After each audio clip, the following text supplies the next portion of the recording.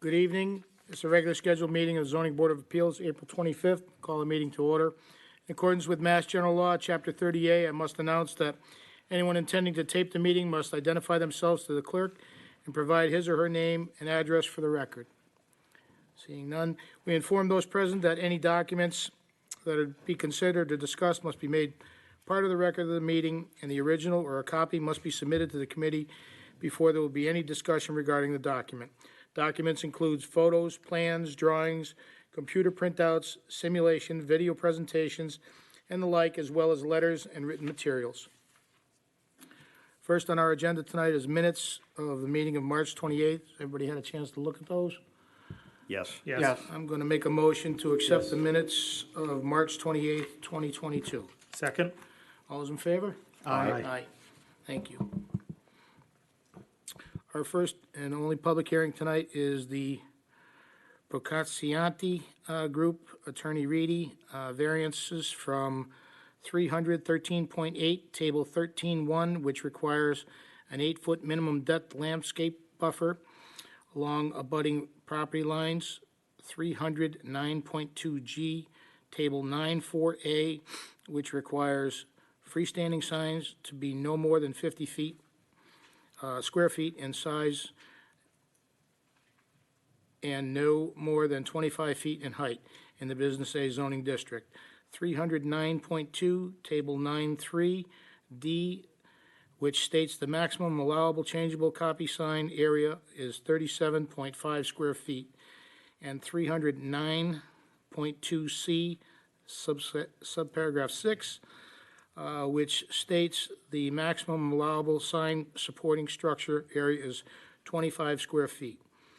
The applicant is seeking relief to allow for less than the 8-foot minimum required buffer, installation of 134.6 square foot sign, 27-foot high freestanding sign with 62.11 square feet of electronic changeable copy area and 145.46 square foot supporting structure, all in association with the proposed construction of a new 5,813 square foot marketplace and gas station with 12 fueling positions at the property located at 1506 Riverdale Street in the Business A zoning district.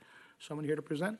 Yes, sir. Thank you very much, Mr. Chair, members of the board. I'm Tom Reedy. I'm an attorney with Bacon Wilson out of Amherst, here on behalf of the applicant.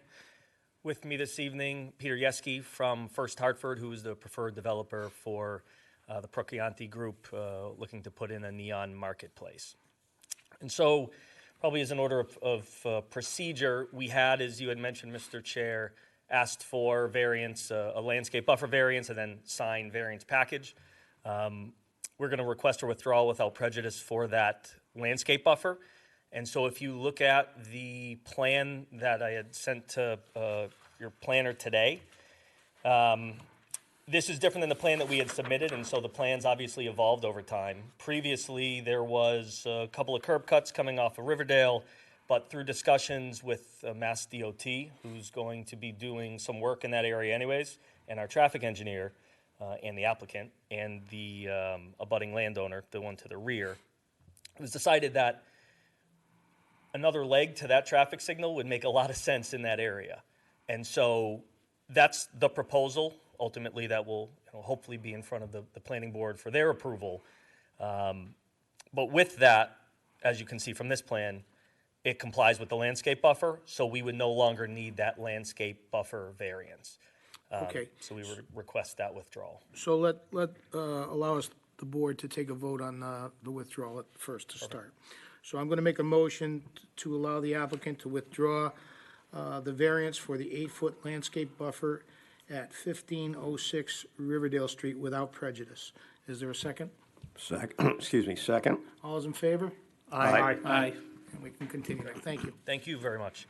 Yeah, so if you take a look at the site plan, the one that was recently provided to you, in the southeast corner of the property, by the proposed additional leg to the signalized intersection, is where we are proposing this 27-foot high, 134.7 square foot sign. It does, as you noted, exceed the zoning ordinance requirements for height. for area, and then also electronic message center and supporting structure area. Given the location at the new signalized intersection, you know, in this configuration, we're looking for public safety. I think a lot of folks here know when they're looking at gas stations, a lot of people are looking at, well, what else do they offer? And what's the gas price? What are the gas prices? And so given this sign's location at that intersection, you know, ideally, which is the now four-way intersection, you'll have folks coming from the east, from the north, as they would have anyways, and likely from the south. And so the idea is to make it visible and noticeable enough so that the traveling public understands what services are being offered, what goods are being offered, and what the price of gas is, so that they're able to slow down and, you know, safely maneuver into the site.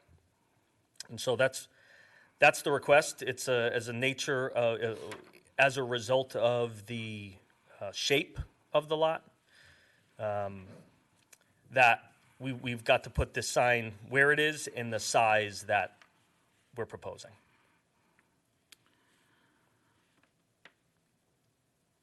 Okay, so you've stated the problem is the shape of the lot. What's the hardship to the property owner as to why the structure has to be so large, has to be so high? I know you've made mention of the intersection and so forth for some public safety, but what's the hardship to the... So I think it would be a financial hardship, given the significant financial investment that this applicant would be looking. I mean, they're going to be taking down the existing, I think it's Tap Room Grill, I believe, is the current owner or the current restaurant at the site. So they'd be taking it down, and they're looking to make a significant investment, multi-million-dollar investment into the property. And as a result, they need to be able to attract the consumers to justify the investment into the property. And so if it was a smaller sign, it's very likely, you know, and we could talk about public safety in a moment, because I think that's a material part of this, right? They make the signs as big as they do so that it identifies to the traveling public that these services, this gas, pizza, et cetera, are offered at this site. And so the more people you can attract to the site, then the more likely there is the chance of success for the business. Okay, so you don't disagree that a sign could be built at the location under current guidelines, but it would just be a financial hardship to not have the size that you have? You know, it would concern me, given the multi-tenant property to the south. I mean, and I took a drive a little earlier today coming north on Riverdale, and as you look to the west, it's busy, right? You look and you can see and I couldn't even tell you off the top of my head how many signs are actually there, but there's that multi-tenanted property just to the south of this site. And I think if you were to require that this be the same height and size, you know, compliant with the bylaw, I think the offerings here would get lost. And, you know, potentially folks would drive by, have to pull a U-turn, and I don't know from the DOT plans if that northerly, I would have to imagine that light will still be there, because it brings up to the, I don't know if it's Birch Hill Road, that next intersection. But I think if you were to require us to have the same sign as the ordinance requires, I think you're looking at a traffic issue. Now, I mean, we can talk about if there's a part of this sign that the board isn't in love with, if the supporting structure is, I mean, we thought it was an attractive sign, understanding what your ordinance says. If that's a piece you'd like us to reconsider, if you're concerned about the height, it's something that we can talk about. But I think requiring this sign to be what's provided in the ordinance is going to be an issue, I think, for the applicant, and I think probably a public safety issue, given the proposed intersection improvements. And I think if we don't get the intersection improvements, I don't think this project goes forward. So that's why we were comfortable tonight coming without that previous plan, because it's going to be this plan or bust to a certain extent. Okay, thank you. Sure. Questions from the board?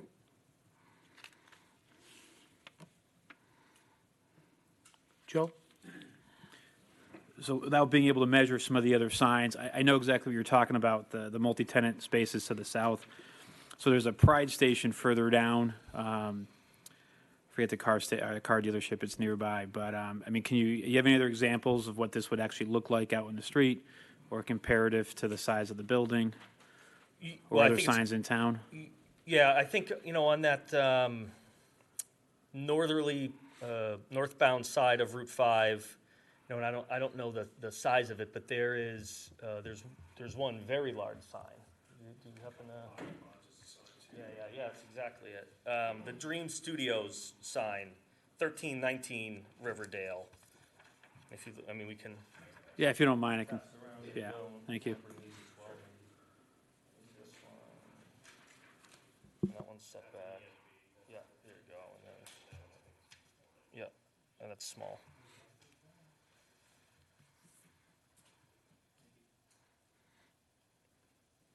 Do you know roughly how this would compare to the sign you're proposing? I don't know what size that sign is. That's a good comp. This will be smaller than the height of the building, certainly smaller than the height of the canopy.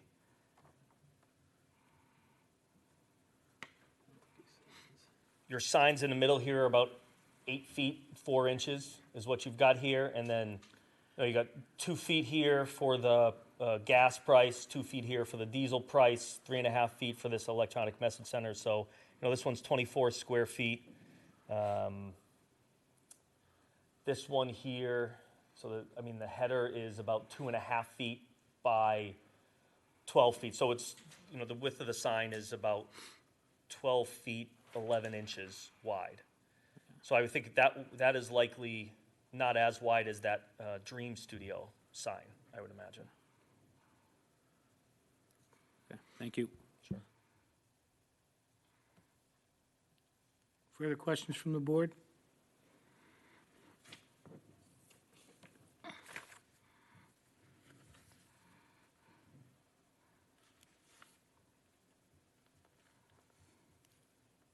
Seeing none.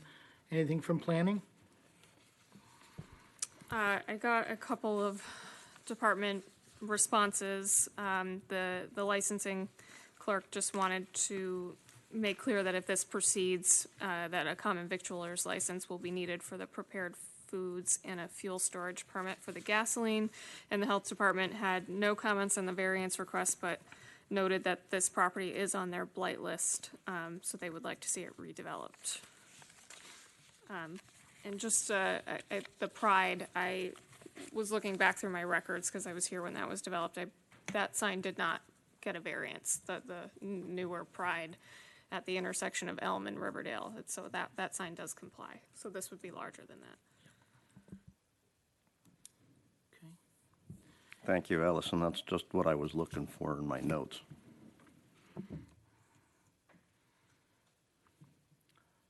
Does that inspire any questions from the board? No. Okay. I just had a question.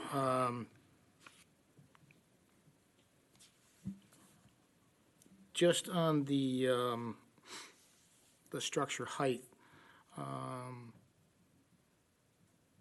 The structure height is one variance that you're close on. Have you looked at anything to minimize the structure or minimize the signage itself as an alternative? We have. Yeah, we've looked at, part of this, the hope was to have a conversation with the board to find out if something like this was acceptable, or if it was too tall, let's think about looking shorter. If it was too wide, let's think about narrowing it, et cetera. So we've looked at dropping it down to the 25 feet, which is allowed. And I think what happens is it kicks off one of these messages. I think the electronic message center would not exist anymore.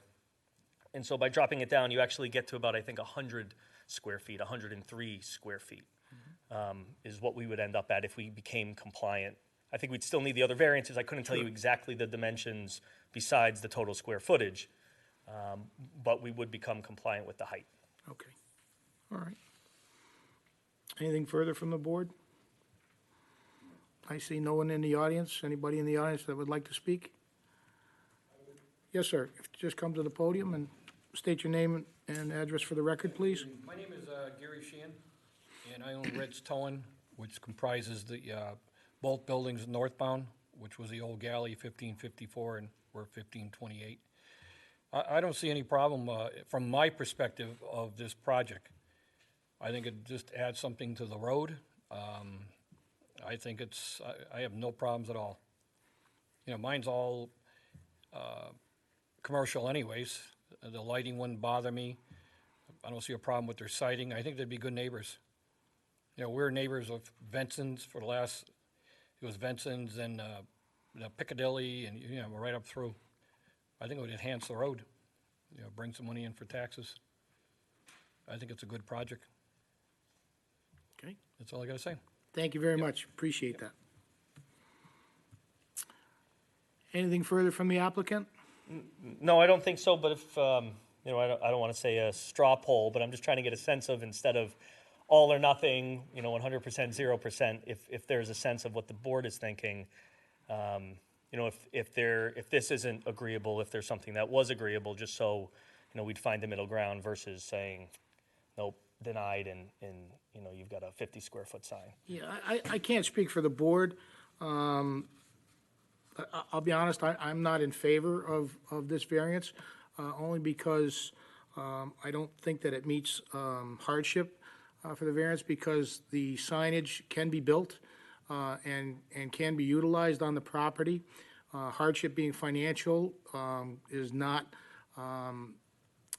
strictly a financial hardship is not something that, in my opinion, and I could be wrong, that strictly in financial hardship is not allowable to grant the variance. It should be something that if you couldn't build the sign there of any size, then certainly a variance can be relieved for the applicant. So I don't know how the board would feel, but I have no problem in stating that I would be against this variance at this point in time.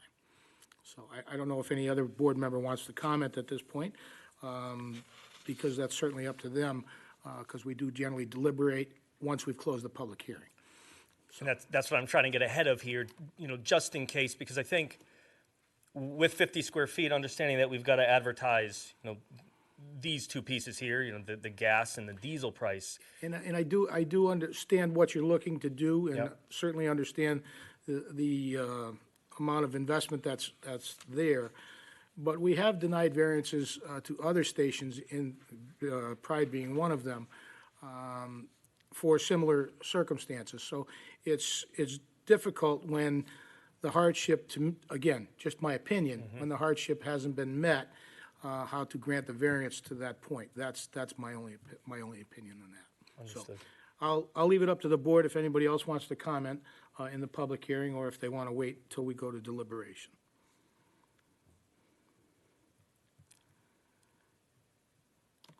Seeing none, what would the applicant like to do at this point? I guess the question would be if the board would entertain a continuation for us to see what that 50 square foot sign would actually look like, as that may change your mind if we come back and show you, 25 feet and 50 square feet is really only these two gas station prices. And if you would say, okay, well, in this case, you are making those other improvements to the site, you're looking, because the cost for what's happening with DOT is likely to be borne by the applicant. We think that this one curb cut solves a lot of problems. It accesses that Motel 8.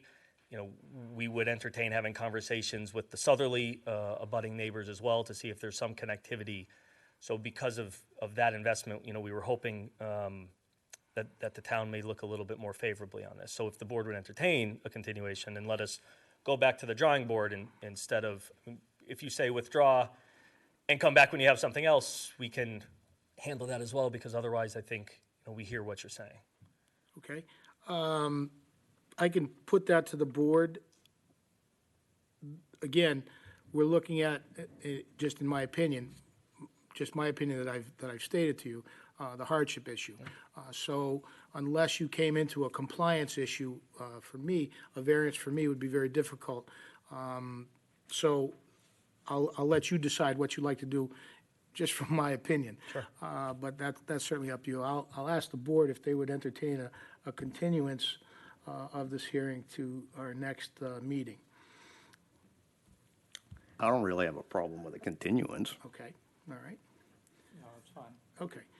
Then I will, is that what the Yeah, yeah. applicant would like to do? Yes, please. Yes, sir. Okay, so I'll make a motion to continue this public hearing to, I believe it is May 23rd?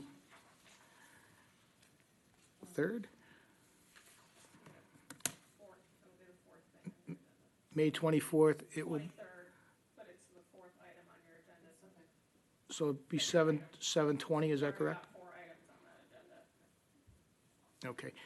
Does the applicant feel that they can bring this forward with what is asked from the board by May, or do you need a continuance to June? I think we could bring it forward in May. I think, what I'm going to do is talk to Peter, talk to the client, let them know what we've heard, maybe have a discussion with DOT, consider the hardship, understanding that the chair, and I'll say 48, Section 10 does allow substantial hardship, financial or otherwise, statutorily. But understanding where the chairman's coming from, let's think about it. Let's see, yes, we can come back for May, but if there's not if they can find a compliant design that works, we might not be back and request the withdrawal ahead of the time, but let us at least take a look at it. Okay, then I'll make a motion that this public hearing be continued to May 23rd at 7:20, correct? Is there a second? Second? All those in favor? Aye. All right, so we'll see you next month then. Thanks very much. Thank you. Is there anything new or old on our agenda, Allison? Then I'll make a motion to adjourn. Second? All those in favor? Aye. Aye. Thank you. Good night now.